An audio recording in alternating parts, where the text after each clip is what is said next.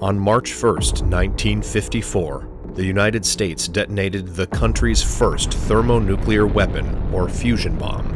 Within 1 second of the explosion, the fireball was almost 5 miles wide and hotter than the sun. Within 1 minute, the mushroom cloud was higher than most commercial planes fly. In under 10 minutes, the result of the explosion would be 100 kilometers wide. The fireball was reportedly seen up to 400 kilometers or 250 miles away. The indescribable flash of the light from the fireball made the bone of nearby men visible through their flesh. The bomb expected yield of about 6 megatons of TNT. However, the actual yield was significantly higher than anticipated, measuring around 15 megatons. This is the story of the deadliest bomb, the Castle Bravo.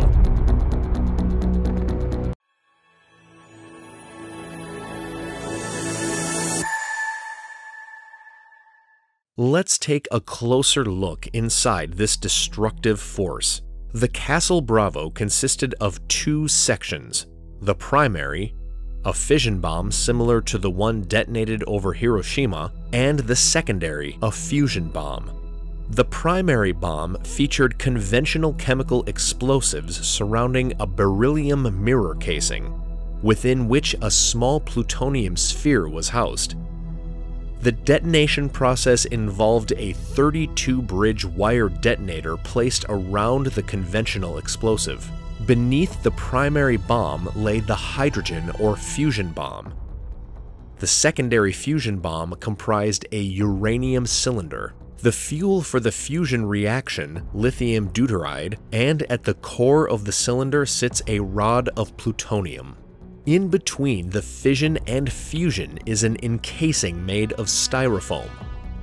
The device was mounted in a shot cab on an artificial island built on a reef off Namu Island in Bikini Atoll. Here's how it works. First, the 32-bridge wire detonators release an electric spark to detonate the chemical bomb. The chemical bomb detonation causes compression inside the plutonium and releases bursts of neutrons. 1 atom of plutonium is hit by a neutron, splits into 2, and releases energy, producing 2 or 3 additional neutrons. Each of these goes on to react or split other plutonium atoms, thus maintaining a chain reaction that produces a high level of heat, higher than even that at the center of our Sun, 100 million degrees Celsius. The center of the Sun is 15 million degrees Celsius. This temperature results in an atomic explosion. The fission explosion creates high-energy gamma rays and X-rays, which heat up the styrofoam and turns it into plasma. The heat and pressure of the plasma compress the fusion cylinder, causing the lithium-deuteride to react and form helium and more neutrons.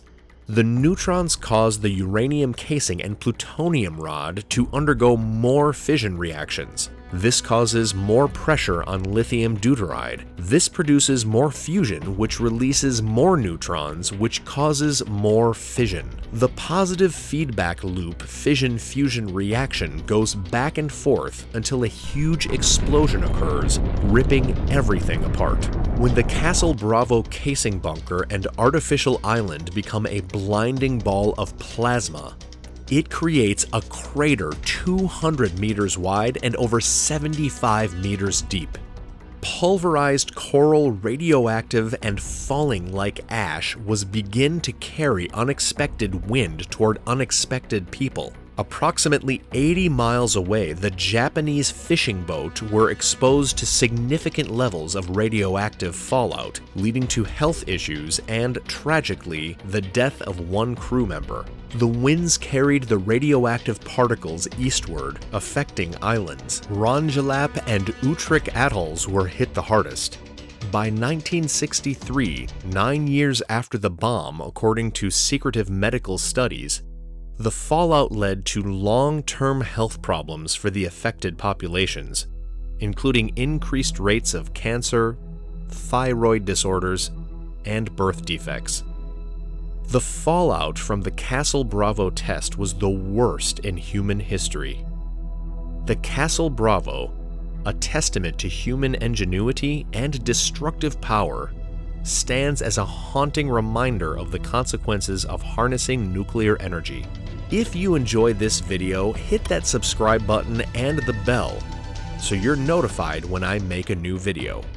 For more updates and suggestions, check out Learn from the Base social media. Thank you for watching this video. I hope you learned a lot, and I will see you next time.